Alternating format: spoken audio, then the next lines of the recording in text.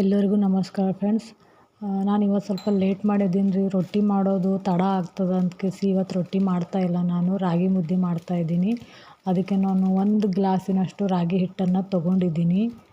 ನಾವು ಯಾವ ಗ್ಲಾಸಿಂದ ಹಿಟ್ಟನ್ನು ತೊಗೋತೀವಿ ಅದೇ ಗ್ಲಾಸಿಂದ ನೀರನ್ನು ಅಳತೆ ಕೂಡ ತೊಗೊಳ್ಳೋದು ತುಂಬಾ ಇಂಪಾರ್ಟೆಂಟ್. ಸೊ ನಾವು 1 ಗ್ಲಾಸ್ ರಾಗಿ ಹಿಟ್ಟಿಗೆ 1 ಗ್ಲಾಸ್ ನೀರು ಮತ್ತು ಮೇಲೆ ಸ್ವಲ್ಪ ಹಾಕೋತಾ ಇದ್ದೀನಿ. ಅರ್ಧ ಅಲ್ಲ, ಅರ್ಧಕ್ಕಿಂತ ಚೂರು ಕಡಿಮೆ ಇರಬೇಕು. ಸೊ ತುಂಬ ನೀರು ಜಾಸ್ತಿ ಆದರೆ ಮುದ್ದೆ ಸರಿಯಾಗಿ ಬರೋಲ್ಲ, ಎಲ್ಲ ನೀರಾಗಿ ಬರುತ್ತೆ. ಅದಕ್ಕೋಸ್ಕರ ನಾನು 1 ಗ್ಲಾಸ್ ಸ್ವಲ್ಪ ನೀರು ಹಾಕ್ಕೊಂಡಿನಿ ಅಷ್ಟೇ, ಜಾಸ್ತಿ ಇಲ್ಲ. ಇದಕ್ಕೆ ರುಚಿಗೆ ತಕ್ಕಷ್ಟು ಉಪ್ಪನ್ನು ಹಾಕೋತಾ ಇದ್ದೀನಿ. ಆಮೇಲೆ ಇದರೊಳಗೆ ಸ್ವಲ್ಪ ರಾಗಿ ಹಿಟ್ಟನ್ನು ಕೂಡ ಹಾಕ್ಕೋಬೇಕು. ಯಾಕಂದರೆ ಈ ರೀತಿ ಹಾಕೋದ್ರಿಂದ ರಾಗಿ ಮುದ್ದೆ ಗಂಟಾಗಿ ಬರೋದಿಲ್ಲ.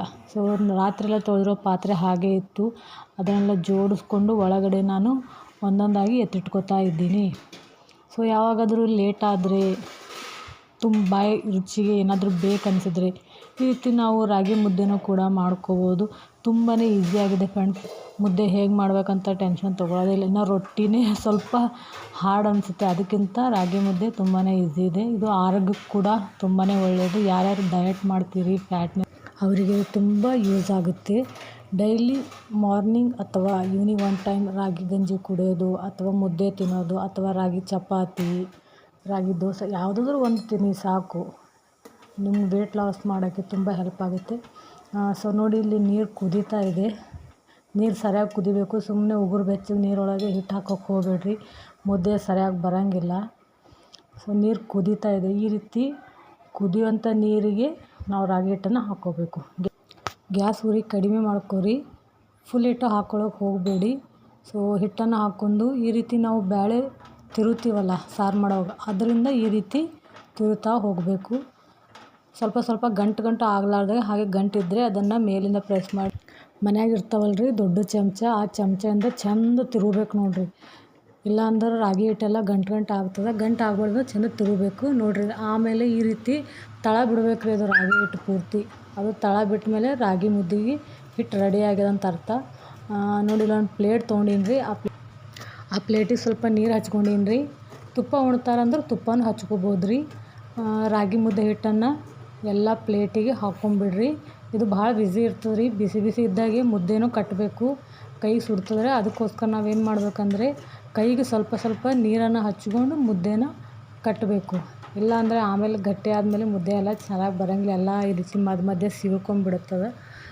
ಸೊ ನಾನು ಅದಕ್ಕೇನು ಮಾಡ್ತಾಯಿದ್ದೀನಿ, ಕೈಗೆ ಸ್ವಲ್ಪ ನೀರು ಹಚ್ಕೊಂಡು ಸ್ಪೂನಿಗೆ ಹತ್ತದಲ್ರಿ ಹಿಟ್ಟು, ಅದೆಲ್ಲ ಹಿಟ್ಟೆಲ್ಲ ಸರಿಯಾಗಿ ತೆಕ್ಕೊಂಡು, ಇವಾಗ ನೋಡಿರಿ ಕೈಗೆ ನೀರು ಹಚ್ಕೋಬೇಕು, ಇಲ್ಲಾಂದ್ರೆ ಕೈ ಸುಡ್ತದೆ. ಸ್ವಲ್ಪ ಕೈಗೆ ನೀರು ಹಚ್ಕೊಂಡು ಮುದ್ದೆ ಹಿಟ್ಟನ್ನು ಚೆನ್ನಾಗಿ ಸ್ವಲ್ಪ ಕಲಿಸ್ಕೋಬೇಕು ರೀ. ಅಂದರೆ ಏನಾದರೂ ಗಂಟದು ಇದ್ದರೂ ಕೂಡ ಹೋಗಿಬಿಡ್ತದ್ರ. ಅದಕ್ಕೆ ಸ್ವಲ್ಪ ನೀರು ಹಚ್ಕೊಂಡು ಕೇಸಿ ಕಲಿಸ್ಬೇಕು ರೀ. ಇದು ಒಂದು ಮುದ್ದೆ ಮಾಡಿದ್ರೆ ತುಂಬ ದೊಡ್ಡದಾಗ್ತದೆ ರೀ. ಇದರೊಳಗೆ ನಾನು 2 ಮುದ್ದೆ ಮಾಡ್ತೀನಿ. ನಿಮಗೆ 2 ಬೇಕಾದ್ರೆ 2 ಮಾಡ್ಕೋಬೋದು, 1 ಬೇಕಾದ್ರೆ 1 ಮಾಡ್ಕೋಬೋದು. ಸೊ ನಾನೀಗ ಸ್ಪೂನಿಂದ ಈ ರೀತಿ ಮಾರ್ಕ್ ಮಾಡಿಕೊಂಡು ಕೈಗೆ ಸ್ವಲ್ಪ ನೀರು ಹಚ್ಕೊಂಡು ಮುದ್ದೆನ ಕಟ್ಕೋತಾ ಇದ್ದೀನಿ. ಹಿಟ್ಟು ಭಾಳ ಬಿಸಿ ಇರ್ತದೆ ರೀ. ಅದಕ್ಕೆ ಕೈಗೆ ಏನು ಮಾಡಬೇಕು, ಸ್ವಲ್ಪ ನೀರು ಹಚ್ಕೊಂಡು ಮುದ್ದೆ ಕಟ್ಟಬೇಕು. ಇಲ್ಲಾಂದ್ರೆ ಮುದ್ದೆ ಹಿಟ್ಟೆಲ್ಲ ಕೈಗೆ ಅಂಟ್ಕೊಂಡ್ಬಿಡ್ತದೆ ರೀ. ನಾನು ಅದಕ್ಕೆ ಏನು ಮಾಡ್ತಾಯಿದ್ದೀನಿ, ಕೈಗೆ ನೀರು ಹಚ್ಕೊಂಡು ಮುದ್ದೆ ಕಟ್ಕೋತಾ ಇದ್ದೀನಿ. ಈ ರೀತಿ ತಟ್ಟೆಯಲ್ಲಿ ಸ್ವಲ್ಪ ರೌಂಡ್ ಮಾಡಿ, ಆಮೇಲೆ 2 ಕೈಯಿಂದ ಸ್ವಲ್ಪ ಈ ಕಡೆ ಮಾಡಿದ್ರೆ ಮುದ್ದೆ ಚೆಂದ ಗುಂಡು ಬರ್ತದೆ ನೋಡಿರಿ. ಸೊ ನನ್ನ ಮುದ್ದೆ ರೆಡಿ ಆಯಿತು ನೋಡಿರಿ. ಇವಾಗ ಇನ್ನೊಂದು ಸ್ವಲ್ಪ ಹಿಟ್ಟಿದೆ ಅಲ್ಲ, ಆ ಹಿಟ್ಟಿಂದು ಕೂಡ ಇನ್ನೊಂದು ಮುದ್ದೆನ ನಾನು ಕಟ್ಕೋತೀನಿ. ನೀವು ಸೈಜ್ ನೋಡ್ಕೊಂಡು ಮುದ್ದೆ ಮಾಡ್ಕೋಬೋದು, ದೊಡ್ಡದಾದರೂ ಮಾಡ್ಕೋಬೋದು, ಚಿಕ್ಕದಾದರೂ ಮಾಡ್ಕೋಬೋದು. ಈ ರೀತಿ ಡೈಲಿ 1 ಮುದ್ದೆ ತಿಂದರೆ ಸಾಕು. ವೇಟ್ ಲಾಸ್ ಮಾಡ್ಕೊರಿ, ತುಂಬಾ ಹೆಲ್ಪ್ ಆಗ್ತದೆ. ಆಮೇಲೆ ಇಮ್ಯುನಿಟಿ ಪವರ್ ಕೂಡ ಹೆಚ್ಚಾಗ್ತದೆ. ಸೊ ನನ್ನ ಮುದ್ದೆ ರೆಡಿ ಆಯಿತು. ಇವಾಗ ನಾನು ಅದರಲ್ಲಿ 1 ಲೋಟದಲ್ಲಿ ಹಿಟ್ಟಿಂದ 2 ಮುದ್ದೆ ಮಾಡೀನಿ. ನೀವು 3 ಮಾಡ್ಕೋಬೋದು, 1 ಆದರೂ ಮಾಡ್ಕೋಬೋದು. ಸೊ ಬಿಸಿ ಮುದ್ದೆಗೆ ನಾನು ಬಿಸಿ ಸಾರನ್ನ ಹಾಕ್ಕೊಂಡಿದ್ದೀನಿ.